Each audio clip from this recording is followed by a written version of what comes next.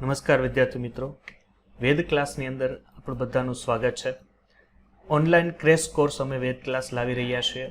આ crash course ફક્ત ને ફક્ત ગુજરાતી માધ્યમના જે વિદ્યાર્થી મિત્રો છે એના માટે લઈ આવેલી છે. તો જો તમે વેદ ક્લાસ ન ઓળખતા હોય તો અમે 200થી વધારે સ્કૂલને અમારી સર્વિસ પ્રોવાઈડ કરી રહ્યા છીએ અને અમારી સર્વિસનો સાથે સાથે લાભ 10,000 જેટલા વિદ્યાર્થી મિત્રો પણ લઈ રહ્યા છે. હવે આ વેદ ક્લાસ ખાસ શા માટે છે અને એ પણ ઓનલાઈન ક્રેશ કોર્સ છે એ શા માટે ખાસ છે, તો એના અમારા જે ફીચર્સ છે એના વિશે અમે થોડીક વાત કરવા જઈ રહ્યા છીએ અહીંયા. કે પહેલી વસ્તુ કે આ ક્રેશ કોર્સની અંદર દરરોજનું 3 કલાકનું લાઈવ લેક્ચર રહેશે અને સાથે સાથે જે લાઈવ લેક્ચર છે એની ડીપીપી અને સાથે સાથે વીકલી ટેસ્ટ પણ રહેશે. અને આની સાથે સાથે જે પણ થિયરી છે અને પ્રેક્ટિસ ટેસ્ટ પણનું પણ આપણે ઓનલાઈન ક્રેશ કોર્સમાં સંપૂર્ણપણે સારી રીતે આયોજન બદ્ધ કરેલું છે. અને તમને આ ક્રેશ કોર્સની અંદર તમારો જે પ્રોગ્રેસિવ રિપોર્ટ છે એ ડેઇલી પ્રોગ્રેસિવ રિપોર્ટ પણ તમને અહીંયા પ્રાપ્ત થશે. સાથે સાથે મટીરિયલ્સમાં અમે શું આપશું, તો અહીંયા જે પણ લાઈવ લેક્ચર લેવાય છે એ લાઈવ લેક્ચરનું તમને રેકોર્ડિંગ મળી રહેશે, જેને કારણે તમે એનો ગમે ત્યારે ઉપયોગ કરી શકો છો. સાથે સાથે જે લાઈવ લેક્ચર્સમાં તમને ભણાવેલું છે એ લાઈવ લેક્ચર્સના લેક્ચર નોટ્સ તમને પ્રોવાઈડ કરવામાં આવશે. સાથે સાથે જે પણ ડીપીપી તમને આપવામાં આવી છે, જે તમે એપમાં ડીપીપી આપો છો એની તમને પીડીએફ જનરેટ થયેલી ફાઇલ પણ તમને લોકોને પ્રાપ્ત થઈ શકે છે with answer key and solution. એ ખાસ બાબત છે. તો ફટાફટ આપણે વેદ ક્લાસની એપ છે એ ડાઉનલોડ કરીએ, બરોબર છે. પ્લે સ્ટોરમાં જઈએ અને વેદ ક્લાસની એપ ડાઉનલોડ કરીએ. તમને કંઈક આ રીતની વેદ ક્લાસની એપ તમારા પ્લે સ્ટોરમાં દેખાશે. એને ડાઉનલોડ કરીએ અને વેદ ક્લાસનો જે ક્રેશ કોર્સ છે એમાં આપણે વિદ્યાર્થી મિત્રો તમે લોકો જોડાવ. અને ફોર મોર ઇન્ક્વાયરી કોન્ટેક્ટ અસ. ચાલો, તો જો આજે 16 થી એમિનો એસિડ ચાલુ કરું છું. ઓકે, ચાલો 16 થી એમિનો એસિડ. પહેલી વસ્તુ શું છે, એમિનો એસિડ લખો એટલે NH2CH, એની જગ્યાએ અહીંયા COOH. ચાલો, હવે અહીંયા નીચે હું જોડું છું, ખબર છે. આજે હું એમિનો એસિડમાં આજે પહેલા તો હું લ્યો ખબર છે, એલેનાઇન લ્યો. એલેનાઇન એટલે શું થાય સર? CH3. પણ એક H વિસ્થાપન કરી દો અને એની જગ્યાએ જોડી દો બેન્ઝીન રિંગ. હું જોડી દો બેન્ઝીન રિંગ. જો આ બેન્ઝીન રિંગ ન હોય ને અહીંયા CH3 હોય તેને શું કહેવાય? એલેનાઇન. તો હવે અહીંયા ફિનાઇલ આવી ગયું છે તો આને કહેવાશે ફિનાઇલ એલેનાઇન. શું કહેવાશે? ફિનાઇલ એલેનાઇન. ક્લિયર છે? ચાલો 17મો જુઓ. હવે શું કરશો કે આ જ વસ્તુ સેમ રાખો, કોઈ ચેન્જીસ ન કરતા. NH2CH. એક ચેન્જ આવે ક્યાં આવે હું કહું. જો CH, આ CH2, અહીંયા ફિનાઇલ રિંગ દોડી નાખો. બસ. હવે શું કરો કે આમાંથી આમાં આવો એટલે અહીંયા મૂકી દેવાનો ખાલી OH. આને કહેવાશે થાઇરોસિન. શું કહેવાશે? થાઇરોસિન. જો ફિનાઇલ એલેનાઇન છે એને તમારે PHE વડે દર્શાવવાનું અને થાઇરોસિન છે એને TYR વડે દર્શાવી શકાય છે. ક્લિયર છે? ચાલો, હવે શું છે કે સાહેબ, હવે જોવો, હવે ખાસ છે, થોડાક અઘરા પણ છે. હવે કે પેલું કામ કરવાનું છે કે અહીંયા તમારી પાસે NH2 છે. ઓકે, ચાલો NH2CH COOH. હવે શું કરવાનું? એલેનાઇન ની જેમ અહીંયા CH2 લ્યો. શું લ્યો? CH2. પછી અહીંયા એક CH2 લ્યો અને એક CH2 અહીંયા લ્યો. આમ કર્યું. હવે સર આ કોર્નરના કાર્બનની CH ની સંયોજકતા બાકી, એને આ નાઇટ્રોજન હારે જોડ દઉં તો આ નાઇટ્રોજન ઉપર કયો ચાર્જ આવશે? પ્લસ. કારણ કે નાઇટ્રોજનની સંયોજકતા થઈ ગઈ 4. સમજ પડશે આટલી વસ્તુ? હા સર. એને છે ને ઘણી વાર છે ને દીકરા, જો એને આ રીતના લખાય એટલે તમે ભૂલ ન કરતા. ઓકે, એને NH2, પછી અહીંયા શું છે સાહેબ? CH છે, અહીંયા COOH છે. એને ઘણી વાર દીકરા આ રીતે લખાય એટલે છે ને ભૂલ થવી ન જોઈએ. એટલે આ જ સ્ટ્રક્ચર થયું. સમજણ પડે છે? જો અહીંયા CH2 હોય, અહીંયા CH2 હોય અને અહીંયા CH2 હોય. સમજ પડશે ને? હા સર. આને કહેવાય પ્રોલિન. શું કહેવાય? પ્રોલિન. એટલે યાદ રાખજો, આને PRO વડે દર્શાવાય છે. ચાલો 19મો પ્રશ્ન છે. હવે 19મું સોરી છે. તો 19મું છે ને એમાં 19 અને 20 તમારે બહુ હાર્ડ પડશે, એટલે એકવાર વાંચી લેજો ઘરે જઈને આની પ્રેક્ટિસ. ચાલો આ 3 તો તમને સિમ્પલ આવડી જાય. NH2 છે, અહીંયા CH COOH. અહીંયા શું છે LA9 છે એટલે અહીંયા મૂકી દો CH2 મૂકી દો. હવે એની જે નીચે કમ્પાઉન્ડ છે અહીંયા તમારે કંઈક આ રીતના હશે કે અહીંયા NH સાથે સાથે આ ડબલ બોન્ડ એટલે અહીંયા NH પ્લસ અહીંયા NH જે અહીં બરોબર છે આ રીતનું કમ્પાઉન્ડ. આને કહેવાશે હિસ્ટીડીન. શું કહેવાશે? હિસ્ટીડીન. અને એના પછી છેલ્લું 20મું જે છે બરોબર છે હિસ્ટીડીનને તમે લોકો HIS વડે દર્શાવી શકો. Okay HIS. અહીંયા શું છે હિસ્ટીડીન એટલે અહીંયા પહેલા લેવું NH2 CH COOH. ઓકે ચાલો અહીંયા LA9 ની જેમ અહીંયા CH2 પહેલા લખી જ નાખવાનો. પછી શું કરવાનું છે કે પછી કરો અહીંયા એક બનાવો સાયક્લોપેન્ટેન. હું બનાવું? સાયક્લોપેન્ટેન. ચાલો બનાવી નાખ્યું સાયક્લોપેન્ટેન. ઓકે સર ચાલો સાયક્લોપેન્ટેન બની ગયું. આ સાયક્લોપેન્ટેનમાં અહીંયા એક દ્વિબંધ અને અહીંયા મૂકી દો NH અને આની સાથે જોડી દો બેન્ઝીન રિંગ. ઓકે આને કહેવાશે ટ્રિપ્ટોફોન. આ પણ એક એમિનો એસિડ છે. આને કહેવાશે TRP વડે દર્શાવે. કોના વડે? TRP વડે દર્શાવી શકાય છે. એટલે આ દીકરા તમારા થયા એમિનો એસિડ બરોબર છે. 5 આવડા અને કાલે આપણે 15 ભણ્યા હતા એટલે કુલ 20 એમિનો એસિડ મેં તમને લોકોને કરાવ્યા બરોબર છે. 20 એમિનો એસિડ કઈ રીતે બને મેં બધા અલગ અલગ તમને શૃંખલા આપ્યા જે એકબીજા સાથે સિમિલર હોય. જો હવે આ છે એ આની સાથે સિમિલર, એ આની સાથે સિમિલર, આની સાથે સિમિલર, એટલે આ રીતના સિમિલર છે. પછી પેલા 4 હતા તો એકબીજા સાથે સિમિલર. જો CH2 અહીંયા એક CH3 મૂકી દો, SH મૂકી દો અને અહીં એક સલ્ફર. પછી આ પેલા 4 5 એટલે આ રીતના મેં તમને બધા એમિનો એસિડ તમને અહીંયા ફિનિશ કરાવેલા છે બરોબર. એટલે એમિનો એસિડ ખાસ વાંચો કારણ કે એમાંથી પેપ્ટાઇડ બંધ વિશેની માહિતી મળશે. કેના વિશેની? પેપ્ટાઇડ બંધ વિશેની માહિતી એમાંથી ખાસ મળશે. ચાલો હવે અહીંયા જોવું છે એમિનો એસિડમાં ધ્યાન આપજો. કેમાં? એમિનો એસિડમાં D અને L વિન્યાસ. શું છે? D અને L વિન્યાસ. ધ્યાન આપજો. હવે તમારી પાસે ગ્લાયસિન સિવાયના બધા જ એમિનો એસિડ D અને L વિન્યાસ આપે. હું કામ ગ્લાયસિન ન આપે? બીકોઝ ઓફ તમે ગ્લાયસિન લખો એટલે શું થાય? NH2 CH H અને COOH. તો આ ગ્લાયસિન થયું. તો ગ્લાયસિન સિવાયના બધા જ એમિનો એસિડ D અને L વિન્યાસ શું કામ આપે? એનીવન કોઈને આન્સર આવડે છે? ચાલો ફટાફટ. સર આમાં કિરાલ યસ વેરી ગુડ. આમાં કિરાલ કાર્બન નથી. આ કિરાલ કાર્બન નથી બીકોઝ ઓફ અહીંયા 2 એક H આ 2 H સમાન છે. એટલે કિરાલ કાર્બન કોને કહેવાય? કે જે કાર્બનની 4 સંયોજકતા કેવી હોય? જુદી જુદી હોય. એટલે એ બધા શું છે કે તમને D અને L વિન્યાસ તમને બધા જ આપશે. દાખલા તરીકે આપણી પાસે એક એમિનો એસિડ છે બરોબર છે. આ એમિનો એસિડ તરીકે આપણે લઈએ તો કોઈ પણ R છે બરોબર છે. ચાલો અહીંયા ધ્યાન આપજો. C આ વચ્ચે ઉપર છે COOH.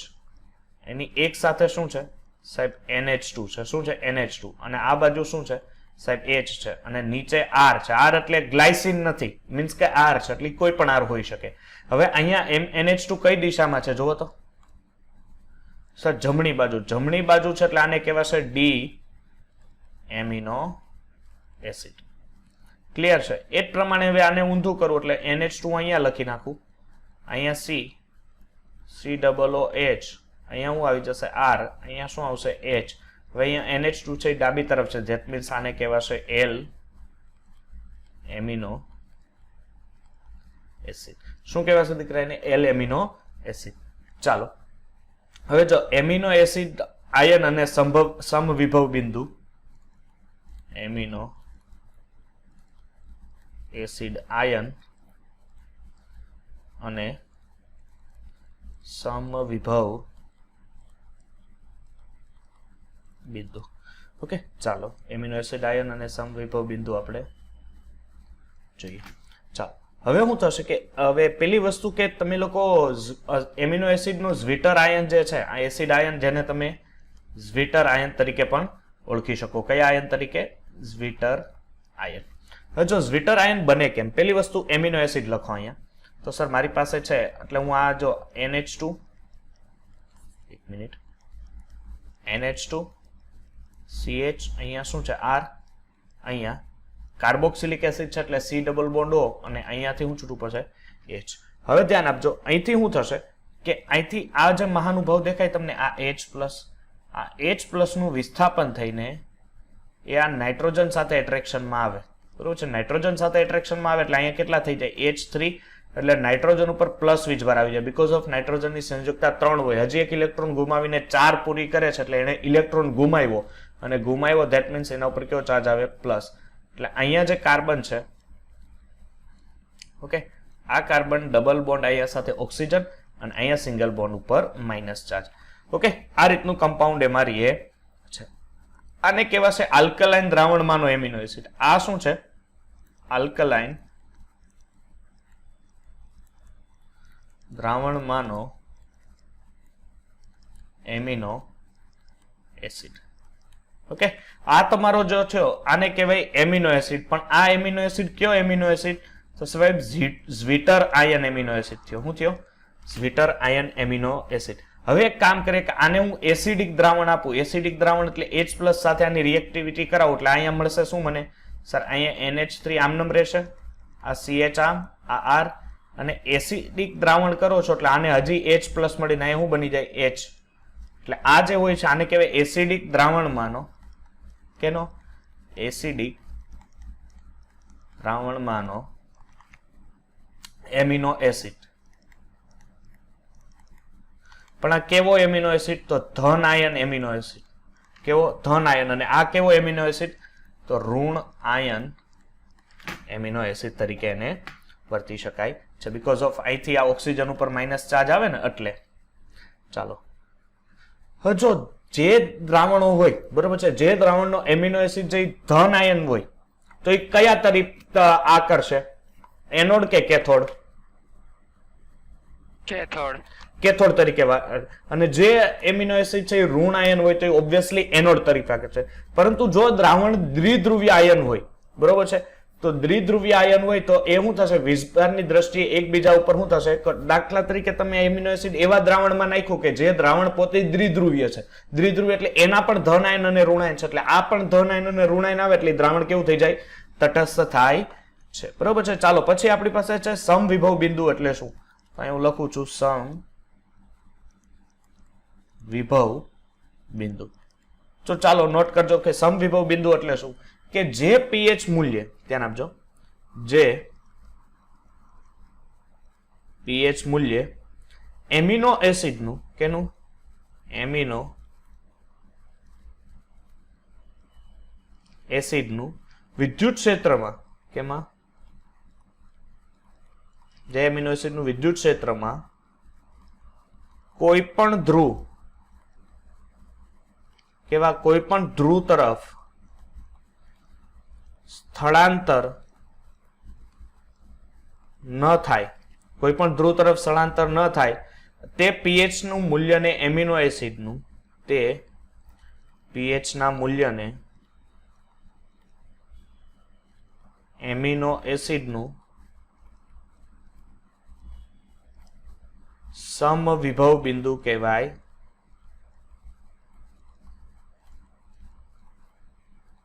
શું કહેવાય છે? સમવિભવ બિંદુ કહેવાય છે. જે pH નું મૂલ્ય તમે એમિનો એસિડનું વિદ્યુત ક્ષેત્રમાં તમે કોઈ પણ વિદ્યુત ધ્રુવ ઉપર જો સ્થળાંતર ન થતું હોય અને જે pH નું મૂલ્ય એમાં જોવા મળે એ એમિનો એસિડનું શું કહેવાય છે? સમવિભવ બિંદુ કહેવાય છે. એટલે એના ઉપર ખાસ ધ્યાન આપજો. ચાલો, હવે આપણી પાસે છે એ છે પેપ્ટાઇડ બંધ. શું છે? પેપ્ટાઇડ બંધ. ધ્યાન આપજો, પેપ્ટાઇડ બંધ ક્યારે બને ખબર? જ્યારે કે બે એમિનો એસિડ એક સાથે ભેગા થાય તો એમની વચ્ચેથી શું બને છે? પેપ્ટાઇડ બંધ બને છે. ચાલો હું તમને શીખવાડું કે પેપ્ટાઇડ બંધ કેમ બને.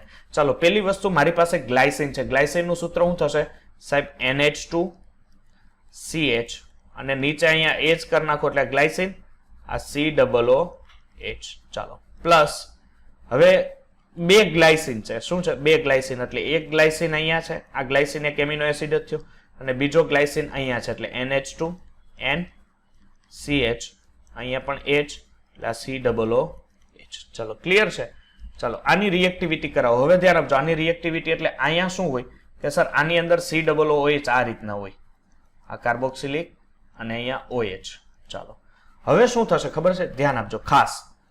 કે આની અંદરથી છે ને પાણીનો અણુ દૂર થશે. કોનો અણુ દૂર થશે?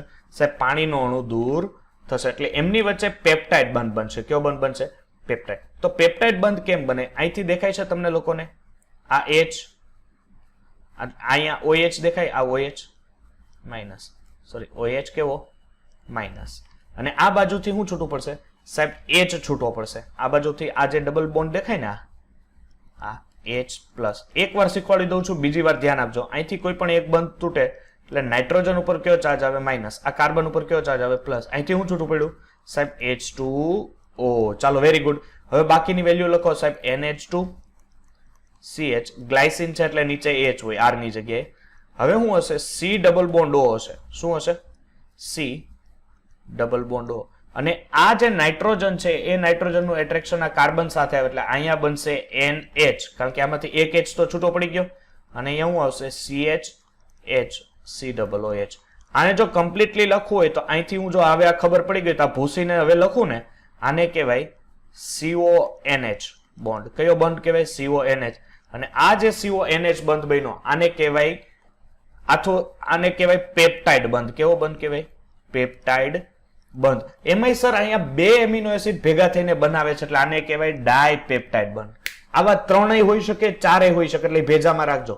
4 જુદા જુદા એમિનો એસિડ ભેગા થઈને પેપ્ટાઇડ બંધ બનાવી તમારા મગજમાં હોવું જોઈએ. ચાલો ડાયપેપ્ટાઇડ બંધ કહેવાય. હવે અહીંયા બે શું હતા સર? અહીંયા બે ગ્લાયસિન હતા. તો એક ગ્લાયસિન છે ને એનું કન્વર્ટ થશે ગ્લાયસાઇલમાં. કેમાં? ગ્લાયસાઇલમાં. જે હંમેશા હોય ને નાનો હોય ને એનું આઇલમાં તમે કન્વર્ટાઇઝેશન કરી શકો. ઓકે. અને એક તરફ અહીંયા જો ગ્લાયસાઇલ થશે અને બીજી તરફ શું થશે? ગ્લાયસિન. આનું નામ થશે ગ્લાયસાઇલ, ગ્લાયસિન. ક્લિયર છે બધાને? હા સર. ઉતરે છે ભેજામાં? હા સર. Sir okay. ચાલો હવે નેક્સ્ટ છે ને હું લઉં છું એક ગ્લાયસિન લઉં છું. શું લઉં છું? ગ્લાયસિન. એટલે NH2 CH, અહીંયા H, અને અહીંયા શું છે? C double bond O OH. અને એક તરફ હવે લઉં છું LA9. LA9 એટલે શું થાય ભાઈ? આ અહીંયા NH2 નીચે CH3 અને વેરી ગુડ, નીચે શું આવી જાય? CH3 અને C ડબલ OH. ચલો શું શું છૂટું પડશે સાહેબ? અહીંથી OH માઇનસ છૂટો પડે એટલે આના ઉપર પ્લસ વીજભાર. અહીંથી H પ્લસ છૂટો પડે તો આના ઉપર માઇનસ વીજભાર. ચાલો અહીંથી શું છૂટું પડશે સાહેબ? H2O. મૂકી દો ડાયપેપ્ટાઇડ. હવે હું ડાયરેક્ટ લખી નાખશું, તમને ખબર પડી જાય. CH, અહીંયા H, અહીંયા CONH. બરોબર છે? CONH પછી CH, CH3 C double OH. આને શું કહેવાશે નામ? ગ્લાયસાઇલ. કારણ કે નાનો હોય એને આઇલ આપી દેવાનો. ગ્લાયસાઇલ LA9. શું કહેવાશે? ગ્લાયસાઇલ LA9. આ કયા પ્રકારનો બંધ છે? ડાયપેપ્ટાઇડ કે ટ્રાયપેપ્ટાઇડ? તો ડાયપેપ્ટાઇડ. હવે જો આમાં તમે શું કર્યું હતું? ગ્લાયસિન નો કાર્બોક્સિલિક એસિડ તોડ્યો અને LA9 નો શું તોડ્યો? NH2 તોડ્યો. હવે આનાથી ઊંધું થઈ શકે. હવે તમે શું કરી શકો કે ગ્લાયસિન આ LA9 છે, LA9 નો કાર્બોક્સિલિક એસિડ તોડો તોય ચાલે, અને ગ્લાયસિન જે છે એ ગ્લાયસિન નો NH2 તોડો તો પણ ચાલે. ચાલો હું તમને એક ઉદાહરણ આપું, એનું એક બનાવો, પછી હું લખું એ સાચું છે કે નહીં મને કન્ફર્મ કહેજો. ચાલો ગ્લાયસિન લ્યો, પેજ લ્યો, ગ્લાયસિન લ્યો, એની અંદર LA9 લ્યો, અને એની સાથે લ્યો ફિનાઇલ LA9. શું લ્યો? ફિનાઇલ LA9. ચાલો બનાવો બંધ અને મને કયો ફટાફટ.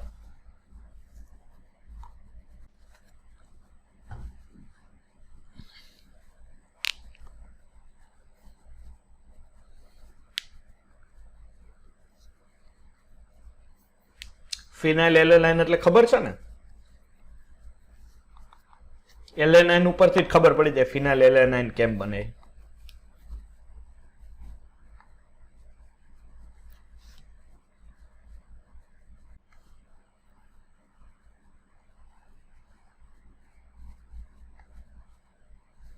સર બની ગયું. બની ગયો બધાને? એનું નામ એનીવન? જો કંઈક આ રીતનું બનશે. ગ્લાયસિન છે એટલે પહેલા NH2, ઓકે, એનો CH અને નીચે H. તો ગ્લાયસિન નો કાર્બોક્સિલિક એસિડ તૂટ્યો હશે? અને એલેનાઇન નો NH2 હશે એટલે આ રીતનું CH નીચે આવી જશે CH3 અને આનોય કાર્બોક્સિલિક એસિડ તૂટ્યો હશે અને ફિનાઇલ એલેનાઇન નો NH2 ધેટ મીન્સ અહીંયા CH આ CH2 ચાલો અને COOH એટલે એક અહીંયા પેપ્ટાઇડ બંધ બનશે ધ્યાન આપજો એક અહીંયા પેપ્ટાઇડ બંધ બનશે એક અહીંયા પેપ્ટાઇડ બંધ બનશે ચાલો એટલે આ કયા આને શું કહેવાશે ટ્રાયપેપ્ટાઇડ કહેવાય સર અહીંયા બંધ તો એક જ બન્યો બંધ તો બે જ બન્યા તો કેમ ટ્રાય પણ આની અંદર 3 એમિનો એસિડ છે ને એટલે એને ટ્રાયપેપ્ટાઇડ ચાલો આવું કોનું કોનું સાચું છે સર મારો ઓકે ચાલો સરસ અને આ બાકીના કેમ લેક્ચરમાંથી રિમૂવ થાય છે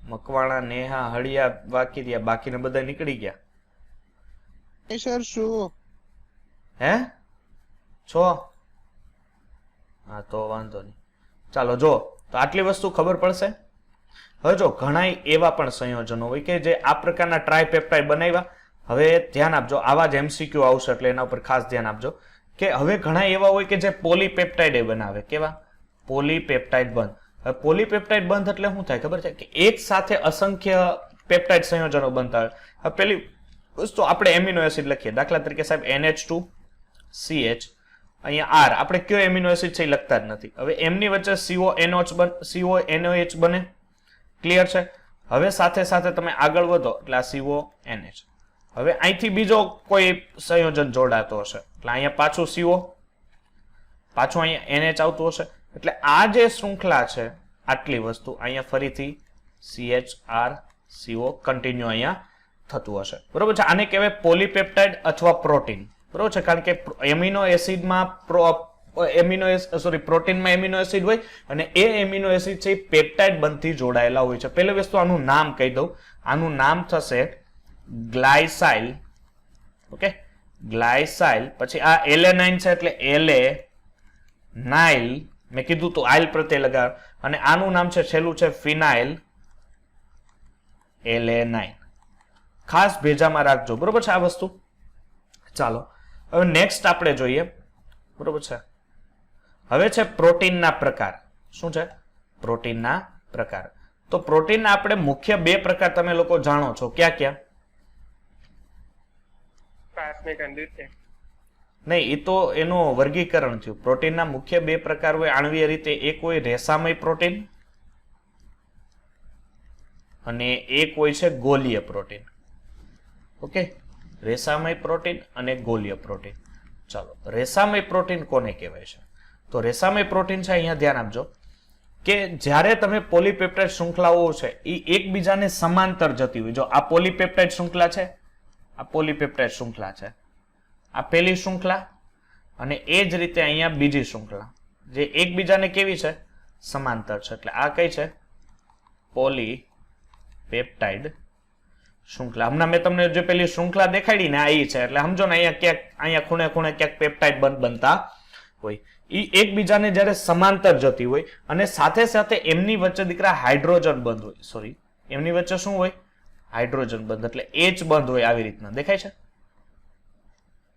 અને સાથે સાથે ડાયસલ્ફાઇડ બંધ હોય કયો ડાયસલ્ફાઇડ બંધ હોય એટલે એમની વચ્ચે હાઇડ્રોજન બંધ અને ડાયસલ્ફાઇડ બંધ જ્યારે એમની વચ્ચે હોય તો આવા જે પ્રોટીન છે આવા પ્રોટીનને કહેવાય રેસામય પ્રોટીન આ બે જે શૃંખલા છે એકબીજાને કેવી છે સમાંતર છે ચાલો આને કહેવાશે રેસામય પ્રોટીન હવે આ જે સામાન્ય રીતે પ્રોટીન છે ને પાણીમાં કેવો હોય ખબર છે અદ્રાવ્ય પાણીમાં અદ્રાવ્ય હોય છે પાણીમાં ડિઝોલ્યુશન થતો નથી બીજી વસ્તુ કે આને જો તમે તાપમાન કે pH માં મધ્યમ ફેરફાર કરો તો એના પ્રત્યે સ્થાયી થાય એટલે કે તાપમાન અને pH માં ફેરફાર કરતા તે સ્થાયી થાય છે તે કેવો થઈ જાય છે એના પ્રત્યે સ્થાયી છે તો આ સર કેમાં જોવા મળે એક્ઝામ્પલ એટલે એ તમને ક્યાં ક્યાં જોવા મળે તો એ છે ને એક તો કેરાટીનમાં જોવા મળે કેમાં કેરાટીન એટલે શું થાય કે વાળને મળતું પ્રોટીન સ્કિન છે, હેર છે, નેલ્સ, બરોબર છે, એને મળતું પ્રોટીન છે. પછી ફિરબોઇન એટલે શું થશે કે જે એક સિલ્ક વસ્તુ હોય, ખબર છે, સિલ્ક સાડી કહીએ આપણે, એમાં છે. પછી માયોસિન છે, બરોબર છે, માયોસિનમાં આ પ્રકારના પ્રોટીન હોય છે. એટલે એમાં આ બધા પ્રોટીન જોવા મળે છે. પણ ચાલો, સેકન્ડ છે ગોલીય પ્રોટીન. તો ગોલીય પ્રોટીન કેવો હોય ખબર છે? એક જ પોલીપેપ્ટાઇડ શૃંખલા હોય. કેવી? એક જ પોલીપેપ્ટાઇડ. અહીંયા કેવી હતી? રેખીયમાં બે પોલીપેપ્ટાઇડ શૃંખલા એકબીજાને સમાંતર ચાલતી હોય. ગોલીય પ્રોટીનમાં એક જ પોલીપેપ્ટાઇડ શૃંખલા હોય જે આ રીતના વળાંકવાળી હોય. ઓકે, આ રીતની વળાંકવાળી હોય. અને એમની વચ્ચે જે આ વળાંકવાળી છે, આ પોલીપેપ્ટાઇડની શૃંખલામાં ગોલીય બંધારણ ધરાવે છે. અને સાથે સાથે અહીંયા શું થશે કે આ રીતની રચના નામની વચ્ચે આ રીતે બોન્ડ હોય છે. તો આ પ્રોટીન સામાન્ય રીતે પાણીમાં કેવો છે?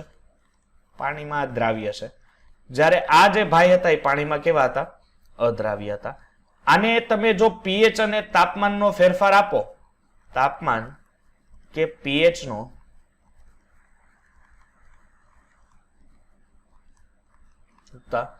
તે તેના પ્રત્યે સંવેદનશીલ છે. કેવી છે? તેના પ્રત્યે સંવેદનશીલ છે. એટલે એના પ્રત્યે રિએક્ટિવિટી આપે છે. બરોબર છે. આને તમે ઉદાહરણ આપો, એક્ઝામ્પલ આપો, તો કયા કયા પ્રકારના પ્રોટીનમાં આ કયા કયામાં હશે આ ગોલીય પ્રોટીન? તો એન્ઝાઇમ. કેમાં? એન્ઝાઇમ્સ. એન્ઝાઇમ્સ એટલે ઉત્સેચકો. બરોબર છે. ત્યારબાદ છે હોર્મોન્સ. હોર્મોન્સમાં આ વસ્તુ તમને જોવા મળશે. પછી છે એન્ટીબોડીઝ. ઓકે, એન્ટીબોડીઝમાં હશે. પછી હિમોગ્લોબિનમાં છે. બરોબર છે. બધામાં વસ્તુમાં ગોલીય પ્રોટીન તમને લોકોને જોવા મળશે. ચાલો, હવે છે અમુક રાસાયણિક બંધને આધારે પ્રોટીનનું વર્ગીકરણ. શું છે? રાસાયણિક બંધને આધારે પ્રોટીનનું વર્ગીકરણ. રાસાયણિક બંધને આધારે પ્રોટીનનું વર્ગીકરણ. ચાલો, રાસાયણિક બંધને આધારે પ્રોટીન વર્ગીકરણ. તો એમાં પેલો પ્રકાર થાય સાદો પ્રોટીન. કયો છે? સાદો પ્રોટીન. તો ધ્યાન આપજો, સાદો પ્રોટીન કઈ રીતનું છે કે આ પ્રકારનો પ્રોટીન તમે જળ વિભાજનથી ફક્ત ને ફક્ત એમાંથી જો તમે આલ્ફા એમિનો એસિડ જ મેળવો તો આને સાદો પ્રોટીન કહેવાય. કે જે પ્રોટીનમાંથી અથવા જે પ્રોટીનનું જળ વિભાજન કરતા, શું કરતા? જળ વિભાજન કરતા તેમાંથી ફક્ત આલ્ફા એમિનો એસિડ, કેવો? આલ્ફા એમિનો એસિડ પ્રાપ્ત થાય તો તેને સાદો પ્રોટીન તરીકે તમે ઓળખી શકો છો. બરોબર છે. એને તમે કયો પ્રોટીન કહી શકો? સાદો. જેમાંથી આલ્બ્યુમિન છે, ગ્લોબ્યુલિન્સ છે, ગ્લુટેનાઇન્સ છે, એ બધા પ્રોટીન પ્રકારના હશે. પછી એક આવે સેકન્ડ છે સંયુગ્મી પ્રોટીન. કેવો? સંયુગ્મી પ્રોટીન. ચલો, સંયુગ્મી પ્રોટીન કોને કહેવાશે? ધ્યાન આપજો કે જે પ્રોટીન છે એના જળ વિભાજનથી તમે આલ્ફા એમિનો એસિડ તો મળે જ, સાથે સાથે પ્રોસ્થેટિક ગ્રુપ તમને એમાંથી મળે. બરોબર છે. એવા બિન પ્રોટીન ભાગ મળે તો એને શું કહેવાશે? સંયુગ્મી પ્રોટીન કહેવાય છે. ચાલો, આલ્ફા એમિનો એસિડ ની સાથે પ્રોસ્થેટિક સમૂહ મળે. બરોબર છે. આ પ્રોસ્થેટિક સમૂહ કેવો હોય છે? બિન પ્રોટીન ભાગ હોય છે. કેવો હોય છે? બિન પ્રોટીન ભાગ. ઓકે, એ પણ તમને જો એમાં જોવા મળે તો આને શું કહેવાશે? સંયુગ્મી પ્રોટીન કહેવાય છે. હવે જો હું તમને આપું છું એનું ઉદાહરણો. એક મિનિટ.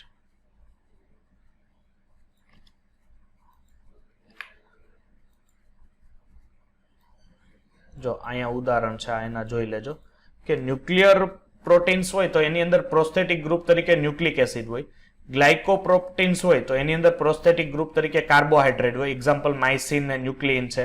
પછી ક્રોમોપ્રોટીન હોય તો એની અંદર પ્રોસ્થેટિક ગ્રુપ તરીકે સબ પિગમેન્ટ્સ ઓફ હેવિંગ મેટલ, કે જેમાં અમુક ધાતુઓ પણ હાજર હોય છે. બરોબર છે. એટલે આ પ્રકારના એની અંદર સંયોજનો જોવા મળે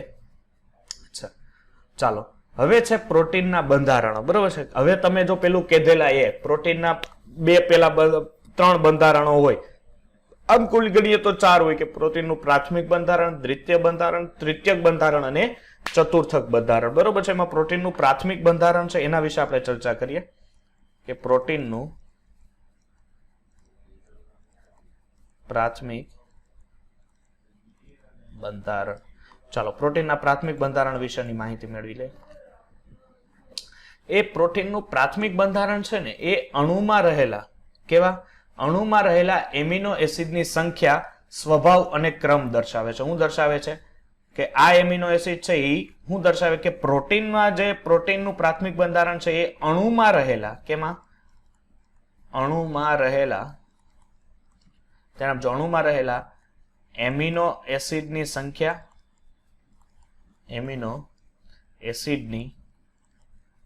સંખ્યા સાથે સાથે સ્વભાવ અને ક્રમ દર્શાવે છે. અને શું દર્શાવે છે? ક્રમ દર્શાવે છે. ચાલો હવે જો પ્રોટીનનું દ્વિતીયક બંધારણ શું કહે છે? પ્રોટીનનું દ્વિતીયક બંધારણ છે એ હાઇડ્રોજન બંધને કારણે જે પોલીપેપ્ટાઇડ શૃંખલાઓ છે એનો વિન્યાસ દર્શાવે. તો અહીંયા આપણે લખીએ પ્રોટીનનું દ્વિતીયક બંધારણ. જો ધ્યાન આપજો, આ જે બંધારણો છે હું તમને કહું છું આ બુકમાં બહુ મોટા લાંબા આપેલા છે. આપણે એટલી આકૃતિનો કોઈ ઉપયોગ જ નથી આવતો એટલે હું અહીંયા લખતોય નથી, બરોબર.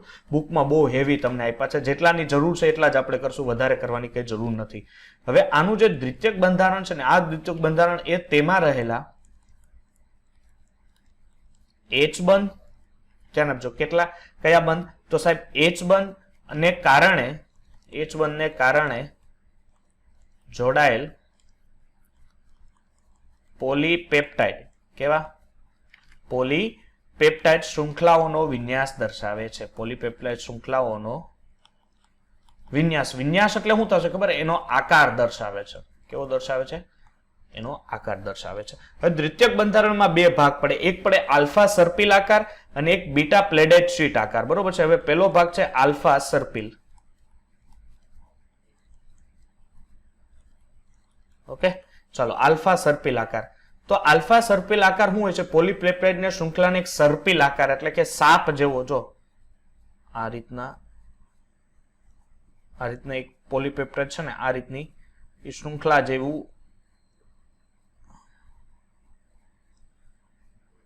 આ રીતનો પોલીપેપ્ટાઇડ શૃંખલાઓ હોય છે, બરોબર છે. આ સાપ જેવો એક સર્પિલ આકાર તમને એમાં જોવા મળે છે આલ્ફામાં.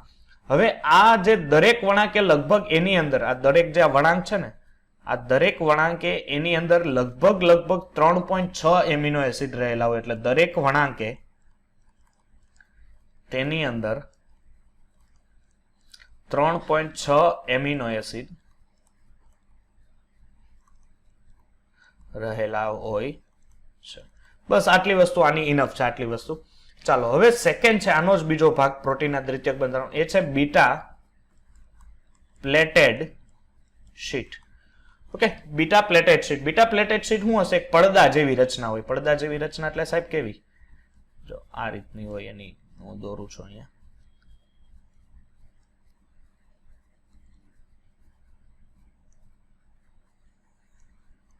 આ ગળી વળેલો પડદો કેવો હોય? આપણે ઘરે જે પડદા હોય કે નહીં, એનો આકાર એવો હોય છે આ રીતના. ઓકે,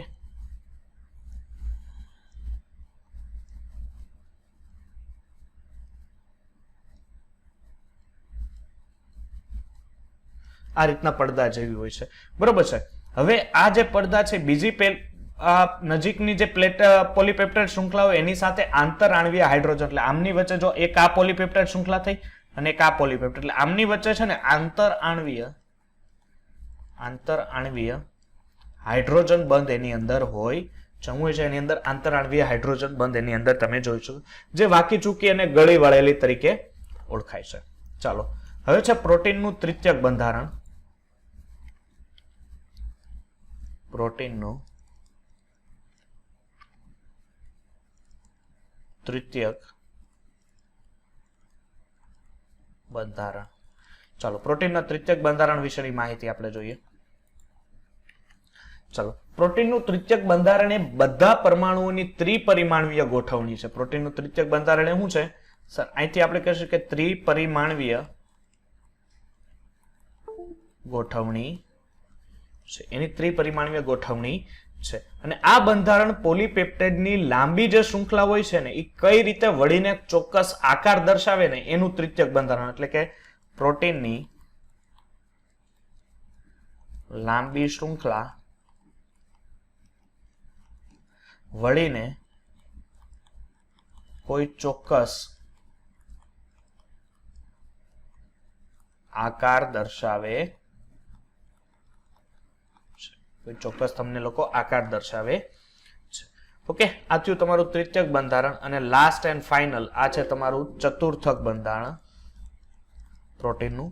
જો ચતુર્થક જો ધ્યાન આપજો, થોડીક માહિતી છે પણ એ એમસીક્યુ માટે ખાસ મહત્વની છે, એટલે હું તમને શીખવાડું કે ચતુર્થક બંધારણ એ જટિલ પ્રોટીન હોય છે. ચતુર્થક બંધારણ કેવું હોય? જટિલ પ્રોટીન. જટિલ પ્રોટીન એટલે એટલો જટિલ હોય છે, તમે એનસીઆરટી માં એની આકૃતિ ઉપર એકવાર નજર મારી લો, એકદમ આમ ખૂણે ખાચડે એવી રીતના જોડાય કે જેને વિવિધ ઉપેકમો તરીકે ગોઠવેલા હોય છે. બરોબર છે? એની અંદર વિવિધ ઉપેકમો હોય છે. ઉપેકમો એટલે શું થશે કે એની અંદર પ્રાથમિક, દ્વિતીયક, તૃતીયક બંધારણ એક સાથે ખીચડો થઈ ગયું હોય. બરોબર છે? અને આમાંથી જો ઉદાહરણ આપું તો એક્ઝામ્પલ તરીકે હિમોગ્લોબિન. બરોબર છે? હિમોગ્લોબિનમાં રહેલું જે પ્રોટીન છે ને એ આ પ્રકારનું એકદમ ગૂંચળા ચતુર્થક બંધારણ ધરાવે કે જેમાં આલ્ફા શૃંખલાઓ અને બીટા શૃંખલાઓ એકબીજા રીતે ગોઠવાયેલી છે, કે જેની અંદર આલ્ફા શૃંખલાઓ એટલે આલ્ફા એમિનો એસિડ વાળા અને બીટા એમિનો એસિડ વાળી શૃંખલાઓ ગોઠવાયેલી હોય છે. તો આ થયા તમારા પ્રોટીનના 4 બંધારણો. ચાલો, હવે થઈ પ્રાથમિક, દ્વિતીયક, તૃતીયક બંધારણો. હવે ધ્યાન આપજો, હવે છે લાસ્ટ અને આ સારો ટોપિક છે જે એમસીક્યુ માં પૂછાય છે. આપણે એને ઘણીવાર નજરઅંદાજ કરી દઈએ છીએ. એ છે પ્રોટીનનું વિકૃતિકરણ. છે પ્રોટીનનું વિકૃતિકરણ. ચાલો, પ્રોટીનનું વિકૃતિકરણ એટલે શું થશે? ધ્યાન આપજો કે પ્રોટીનનું વિકૃતિકરણ તમે સમજો કે એક પોઈન્ટ ઓફ છે પેલો કે પીએચ, તાપમાન અને દ્રાવકમાં સંઘટનમાં થોડા માટે જો ફેરફાર કરવામાં આવે, દાખલા તરીકે કોઈ પણ વસ્તુ છે, કોઈ પણ વસ્તુ તમે પ્રોટીન આ પદાર્થ એક પાત્રમાં લ્યો, આ પાત્રમાં પદાર્થ લ્યો અહીંયા, બરોબર છે? હવે એની અંદર તમે જો કોઈ તાપમાનનો, કોઈ તાપમાનનો કોઈ પીએચ લ્યો, બરોબર છે, જેમાં પ્રોટીન છે એ પીએચ તમે ફેરફાર કરો, અથવા દ્રાવકનું સંઘટન બદલો. શું બદલો? દ્રાવકનું સંઘટન બદલતા તેમાં રહેલા પ્રોટીન કેવા બને છે? વિકૃત બને છે. આ પ્રોટીન કેવા થઈ જાય છે? વિકૃત પામે છે. ઓકે, હવે દાખલા તરીકે જેને તમે આ વિકૃતિને પ્રોટીનનું વિકૃતિકરણ પણ તમે કહો છો, જેના બંધારણ છે દ્વિતીયક અને તૃતીયક બંધારણ જેવા હોય છે. દાખલા તરીકે આપણે ખબર છે કે ઈંડા છે, ઈંડા એગ, બરોબર છે, એને ગરમ કરો એટલે એની અંદર જે સફેદી હોય એને એગ વ્હાઇટ કહેવાય. શું કહેવાય? Egg white. આ સફેદી હોય ને એગ વ્હાઇટ છે એને તમે જેવું ગરમ કરશો એટલે એગ વ્હાઇટ છે એકદમ હાર્ડ ફોર્મમાં વહી જશે. બરોબર છે? એટલે હાર્ડ ફોર્મમાં વહી જાય એટલે શું થાય કે એગનું જે પ્રોટીન છે એ પ્રોટીનનું વિકૃતિકરણ થયું. બીજું છે કે દૂધ છે, બરોબર છે, દૂધમાં તમે કોઈ લીંબુનો જ્યુસ નાખી દો, રસ નાખી દો દૂધની અંદર, મિલ્કની અંદર. આ મિલ્ક છે, બરોબર છે, આ મિલ્કની અંદર તમે લેમન જ્યુસ નાખી દો, લેમન જ્યુસ તમે એની અંદર ચાલો એડ કરી દો છો. ઓકે, તો હવે શું થશે કે ઉમેરતા એમાં રહેલું જે પ્રોટીન છે લેક્ટલ બ્યુમિન, બરોબર છે, આ લેક્ટલ બ્યુમિન છે હું શું કરશે ખબર? લેક્ટલ બ્યુમિન. આ બ્યુમિન છે એ શું કરશે કે પ્રોટીનને, ગોલીય પ્રોટીન, એની અંદર કયું પ્રોટીન હોય? ગોલીય પ્રોટીન. આ ગોલીય પ્રોટીન છે, આ ગોલીય પ્રોટીનને શું કરશે? તંતુમય સ્વરૂપમાં ફેરવાય અને ચીઝ બનાવે છે. કેમાં? તે તંતુમય રેસામાં ફેરવીને ચીઝ બનાવે છે. એટલે શું કર્યું કે આની અંદર જે મિલ્કની અંદર રેડ જે ગોલીય પ્રોટીન હતું, એ ગોલીય પ્રોટીનને શું કર્યું? એને તંતુમય રેસા બનાવ્યા કે જેને કારણે ગોલીયમય પ્રોટીન હતું ચેન્જ થઈને પછી એનું પ્રોટીનનું વિકૃતિકરણ થઈ ગયું અને એમાંથી તમને કોઈ બીજું સંયોજન તમને પ્રાપ્ત થયું. એટલે આ જે પ્રક્રિયાઓ છે આને કહેવાય છે પ્રોટીનનું વિકૃતિકરણ. ઓકે, હવે પ્રોટીનને જે ઓળખવા માટે છે ને બે ટેસ્ટ આપેલી છે કે તમે કઈ રીતે પ્રોટીન છે કે એની કસોટી. તો એક પેલી છે બાયુરિટ ટેસ્ટ. બાયુરિટ ટેસ્ટ એટલે શું થશે કે પ્રોટીનના આલ્કલાઇન દ્રાવણમાં, ક્યાં આલ્કલાઇન દ્રાવણમાં તમે જો કોપર સલ્ફેટના દ્રાવણના થોડા ટીપા તમે ઉમેરો એટલે બ્લુઇશ વાયોલેટ કલર જોવા મળે. અને આ કસોટીને કારણે પેપ્ટાઇડ લિંકેજ માટે હોય છે. પેપ્ટાઇડ લિંકેજ એટલે પેપ્ટાઇડ બંધ. ઓકે, એની અંદર તમે એ વસ્તુ નાખશો કે પ્રોટીન છે એને આલ્કલાઇન દ્રાવણમાં કોપર સલ્ફેટ થોડુંક દ્રાવણ નાખજો ને એટલે બ્લુઇશ વાયોલેટ કલર આપે છે. આને કહેવાય બાયુરેટ ટેસ્ટ. પછી છે મિલોન્સ ટેસ્ટ. એટલે શું થાય કે પ્રોટીનને મિલોનના પ્રક્રિયા બરોબર છે. હવે મિલોનના પ્રક્રિયા એટલે શું થાય કે સાહેબ મિલોનનો પ્રક્રિયક બને કેમ, તો શું લખવાનું ઇક્વલ અમાઉન્ટ ઓફ મર્ક્યુરી અને મર્ક્યુરિયસ નાઇટ્રસ એટલે HgNO2 ટ્વાઇસ, આ બેનું મિશ્રણ લ્યો. બરોબર છે, આ બેના દળ સમાન લેવા. ઓકે, આને જો તમે પાણીમાં મિશ્ર કરો તો અહીંથી જે દ્રાવણ મળે એને કહેવાય મિલોન નો પ્રક્રિયક. આની સાથે જો પ્રોટીન સફેદ અવક્ષેપ આપે છે, કેવા સફેદ, એટલે તમે કહી શકો કે આની અંદર પ્રોટીનની હાજરી છે. પછી છે નીન હાઇડ્રીનની કસોટી. બરોબર છે, નીન હાઇડ્રીનની ટેસ્ટ આવશે, એ આપણે હું તમને આગળ બતાવીશ કે નીન હાઇડ્રીન કેમ આવશે. અને સાથે સાથે આ કસોટી છે મોલિસ કસોટી છે. મોલિસ કસોટી તમને લોકોને ગ્લાયકોપ્રોટીન આપે છે. ઓકે, એટલે આ થયું તમારું પ્રોટીનની થોડીક માહિતી. ચાલો, આ પ્રોટીનની જેટલી પણ માહિતી છે એ પ્રોટીનની સંપૂર્ણ માહિતી અહીંયા પૂરી થાય છે.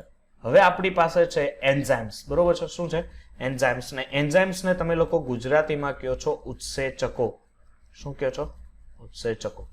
ચાલો, એન્ઝાઇમ્સ જુઓ કે જૈવ રાસાયણિક પ્રક્રિયામાં, કઈ પ્રક્રિયામાં? જૈવ રાસાયણિક પ્રક્રિયામાં જે ઉદ્દીપક તરીકે કાર્ય કરે. કયા તરીકે સાહેબ? જૈવ રાસાયણિક પ્રક્રિયામાં જે ઉદ્દીપક તરીકે કાર્ય કરે એને ઉત્સેચકો કહેવાય છે. અને ઉત્સેચકો ધ્યાન આપજો, ઉત્સેચકો ઓલવેઝ ગોલીય પ્રોટીન હોય. હું લખું કે જૈવ રાસાયણિક પ્રક્રિયામાં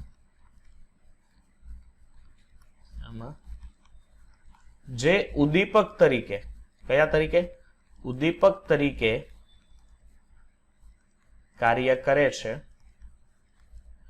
તેને ઉત્સેચકો શું કહેવાય છે?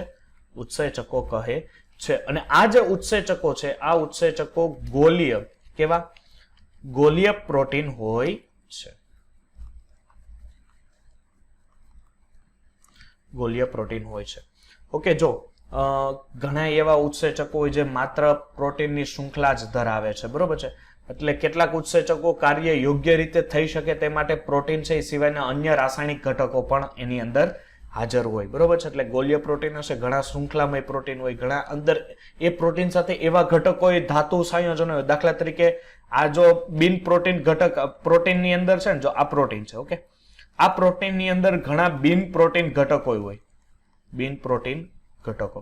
અને એ બિન પ્રોટીન જે ઘટકો છે એમાં એને કહેવાય સહકારક. શું કહેવાય?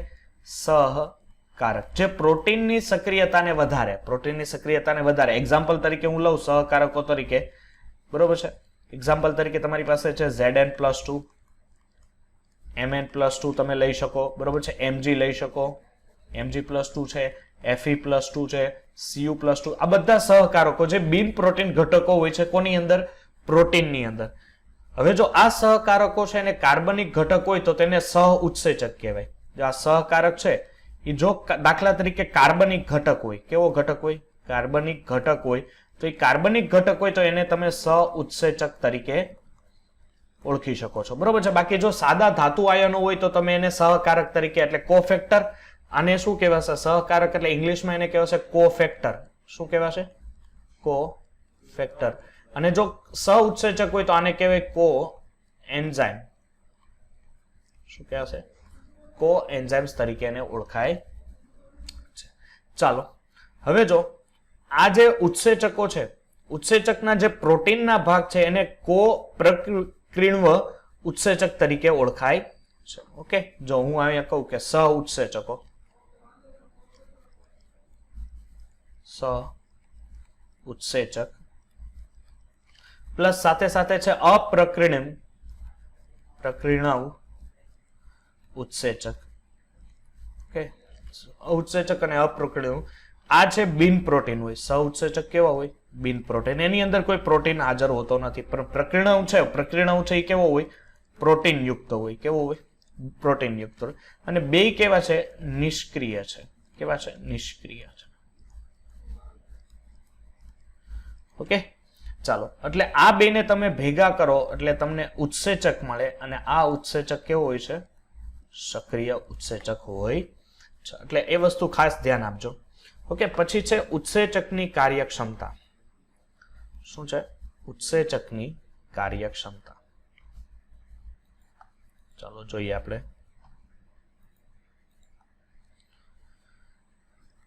ઉત્સેચકની કાર્યક્ષમતા